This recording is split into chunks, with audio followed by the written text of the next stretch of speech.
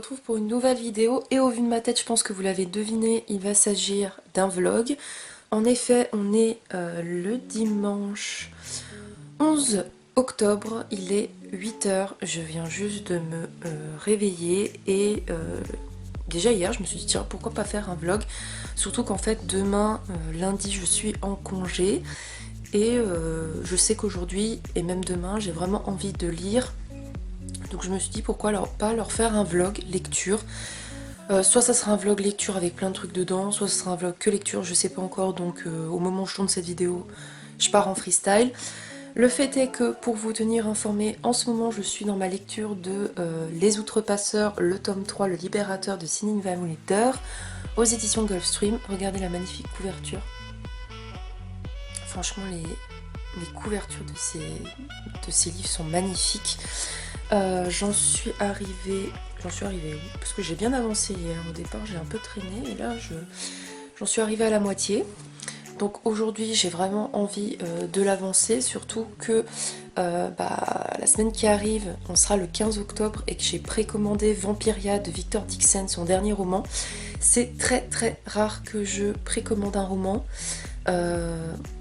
En général, je les lis quand tout le monde a lu les livres parce que tout le monde en parle sur les réseaux sociaux et moi en fait ça me gonfle parce que on peut vite se faire spoiler. Sauf que celui-ci, je sais pas pourquoi, il y a eu un truc qui a fait tilt dans ma tête et je me suis dit non, il me le faut rapidement. Du coup avec Fanny des Chroniques de la Fraise, on va le lire en lecture commune. Donc voilà, il est précommandé, donc je devrais le recevoir vers jeudi. Donc le but c'est quand même que celui-ci j'ai terminé avant, quitte à enchaîner avec une autre de mes lectures pour le Pumpkin Autumn Challenge. Là pour le moment du coup j'en ai lu 1, 2, 3. J'ai lu 3 romans du Pumpkin Autumn Challenge. Celle-ci c'est ma 4e lecture de mémoire. Et du coup il faudra que je pioche dans un autre. J'ai déjà en tête la prochaine lecture que je lirai. Mais voilà, et du coup Vampiria j'ai réussi à le caler dans mon Pumpkin Autumn Challenge alors qu'il n'était pas du tout prévu. Donc là vu qu'il est 8 h au programme, ça va être de me boire un thé et de pas déjeuner parce que hier restaurant trop mangé. Donc un thé et je vais déjà me poser pour lire, sachant que je vais peut-être lire aussi des mangas ou des BD, je sais pas, je verrai bien. Mais voilà, j'espère que cette vidéo vous plaira.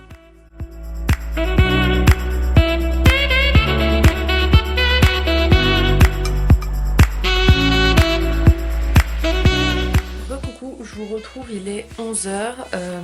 J'ai un petit peu lu Les Outrepasseurs, mais là je l'ai mis en pause parce que je suis en plein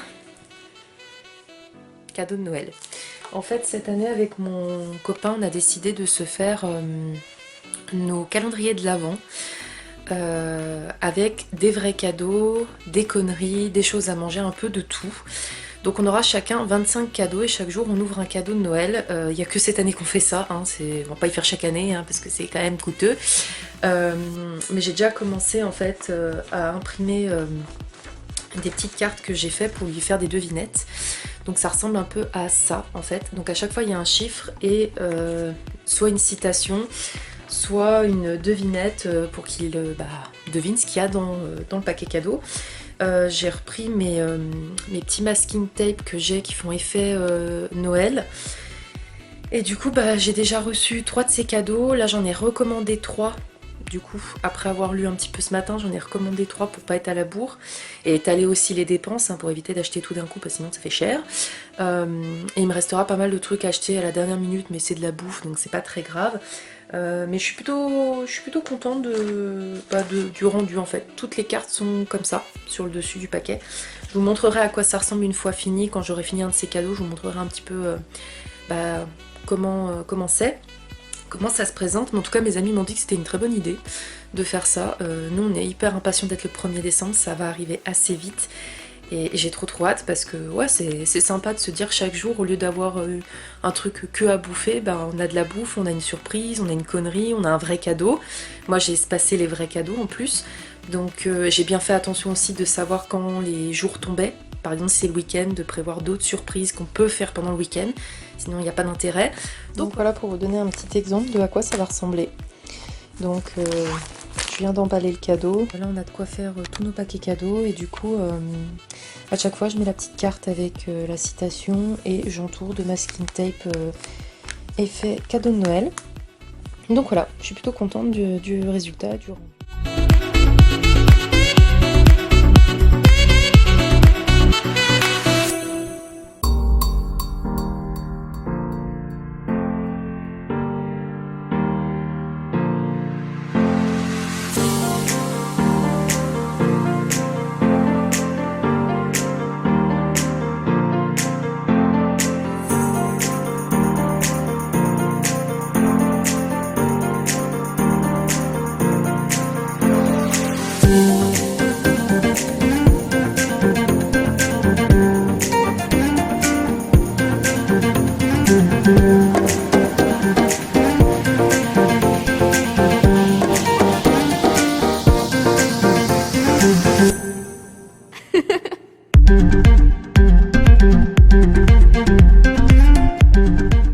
Bien le bonjour, je vous retrouve, il est, peut-être bien que je regarde, il est 8h, on est le 12 octobre, donc le lundi, comme je vous ai dit, je suis en congé aujourd'hui.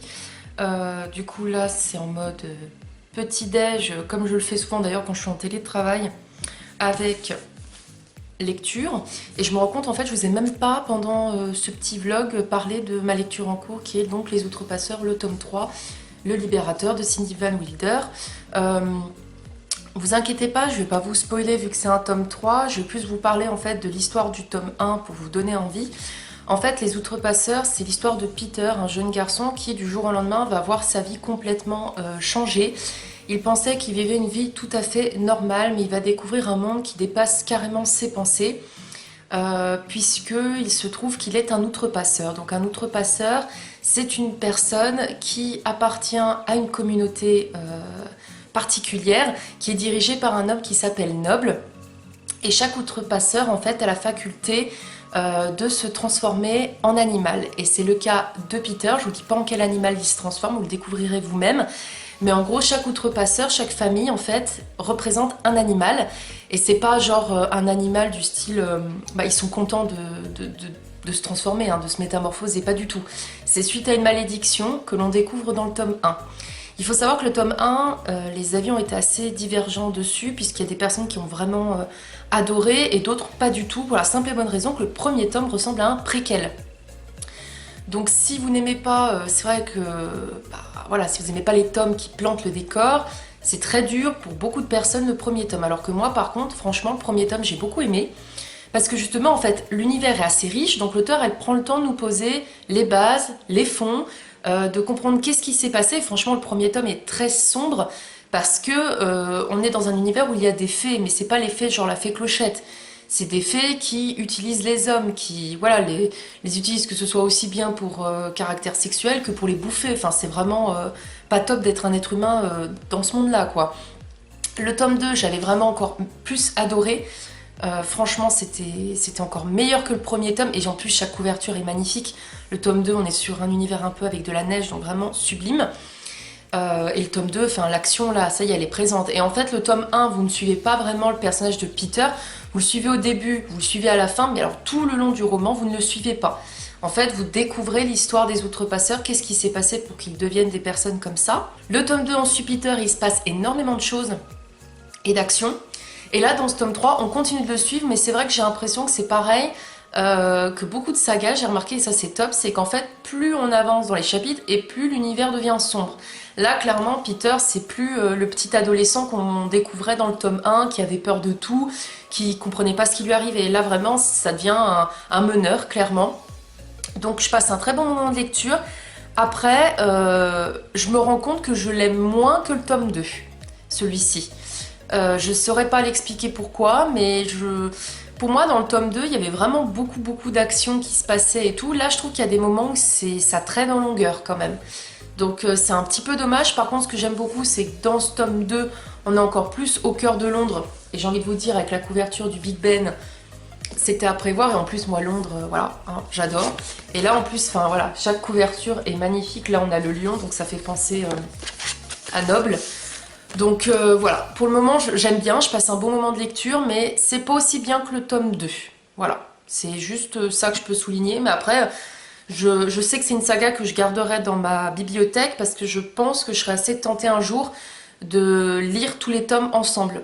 Voilà, je pense, parce que mine de rien, ces tomes-là, j'ai espacé à chaque fois 2 ans entre. Même si l'auteur, elle nous replonge à chaque fois facilement dans l'histoire, je me rends compte quand même qu'il y a des éléments où je mets du temps à m'en souvenir. Donc c'est un petit peu chiant quand même. Donc ça serait bien une fois que j'enchaîne les tomes. Là, j'en suis arrivée au chapitre 20, je crois. Ouais, 20. Il me reste plus que ça à lire, là, donc ça va. Je sais pas si je terminerai aujourd'hui, je me mets pas la rate au courbouillon parce que hier, vous avez pu le voir, j'ai commencé la série, enfin la saison 2 de la série The Outing House. Moi, je sais plus le nom, j'ai du mal à la prononcer cette série, mais bref, je vous ai mis de toute façon la photo quand je l'ai regardée, et j'aime beaucoup ces séries en fait. La saison 1 m'avait foutu les chocottes, et là la saison 2 commence bien. Et vu que mon chéri bosse ce matin, mais il sera là cet après-midi, je vais me regarder quelques épisodes ce matin, je pense, lire en même temps. Et sûrement glander en pyjama avec là déjà mon peignoir mode de Noël, parce que je sais pas si on a rendez-vous cet après-midi. On a un rendez-vous cet après-midi à la banque et je sais pas si c'est maintenu, donc enfin voilà. Donc soit je traîne en pyjama, soit je me prépare. Mais alors si je me prépare, je pense que je tournerai une vidéo book haul, parce que j'ai acheté pas mal de livres ces derniers temps, et d'ailleurs je ne compte pas en racheter d'ici quelques temps. Vous le saurez bien assez tôt, parce que je ne l'ai pas encore annoncé sur les réseaux sociaux, mais un projet se prépare pour moi et mon chéri, donc je vous en parlerai plus tard, d'où notre rendez-vous à la banque, j'ai envie de vous dire. Et sinon, je voulais vous montrer, parce que je le trouve trop beau, et il va trop bien avec ma lecture en cours, ce marque-page d'un renard, du coup, avec des petites feuilles d'automne. Il est parfait pour ma lecture en cours. Et pour ceux qui veulent savoir, c'est Marilyn Whale, W-E-Y-L. C'est une boutique que j'avais vue sur Etsy. Voilà, et j'avais commandé plusieurs marque-pages fantasy, et franchement, je suis satisfaite. Ces marque-pages sont vraiment bien, solides, magnifiques, donc voilà. Sur ce, je vais quand même vous montrer ma prochaine lecture après Les Outrepasseurs. Alors, je vous dis ma prochaine lecture, sachant que cette semaine, je suis censée recevoir vers jeudi Vampiria de Victor Dixon. Donc si je reçois Vampiria, c'est Vampiria qui passe avant, puisqu'on veut le lire avec Fanny des Chroniques de la Fraise. Mais en attendant, si admettons je finis celui-ci aujourd'hui, en attendant de recevoir Vampiria, et même pour après, je pourrais le reprendre, je compte lire Les Loups-garous de Tierce-Lieu de Paul Béorn et Silène Edgar. C'est les auteurs du livre 14-14, j'arrive plus à parler ce matin, 14-14, que je n'ai pas lu. Par contre, les auteurs, je les ai rencontrés au Salon du Livre de Genève, c'était en 2019. Voilà, parce que cette année, bah, pas eu de Salon du Livre de Genève partout, quoi, de toute façon. Et il m'avait fait en fait une dédicace. Et du coup, ça tombe bien, bah, j'ai le marque-page qui ira très bien avec ma lecture.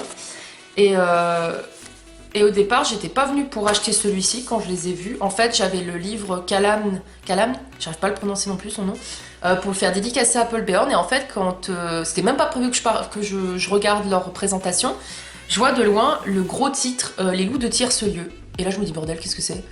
Je me suis dit mince, j'en ai pas entendu parler, faut que j'aille voir. Et donc les deux auteurs s'installent et commencent à parler de leur histoire. Et là, je dis ah non, mais en fait, bon, c'est un livre jeunesse, hein, vous le voyez de toute façon, hein, ça se reconnaît un livre jeunesse. En général, c'est assez petit, c'est écrit quand même assez gros.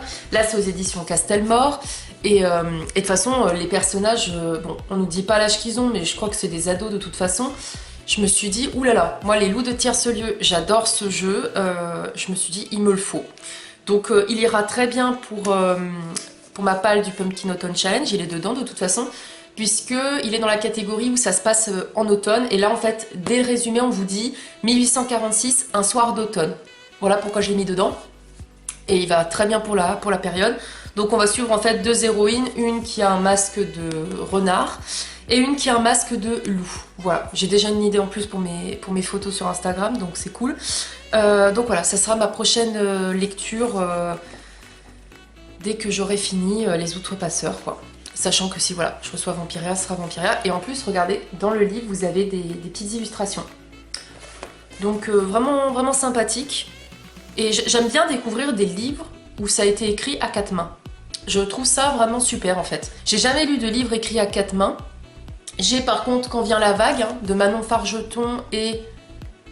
je crois qu'il s'appelle Christopher ou Christophe, je sais plus le nom de l'auteur. Mais Manon Fargeton, je connaissais parce que j'ai un de ses livres dans ma palle, je crois que c'est Les Héritiers de Sèvres-Loire, que j'ai dans ma palle. Le Roi Passeur de Sèvres-Loire, je sais plus, bref. Mais j'ai un de ses romans dans ma palle et j'ai vu Quand vient la vague et j'avais fait dédicacer aussi. Donc c'est un autre livre que j'ai d'auteur écrit à quatre mains. Et celui-là, c'est le deuxième.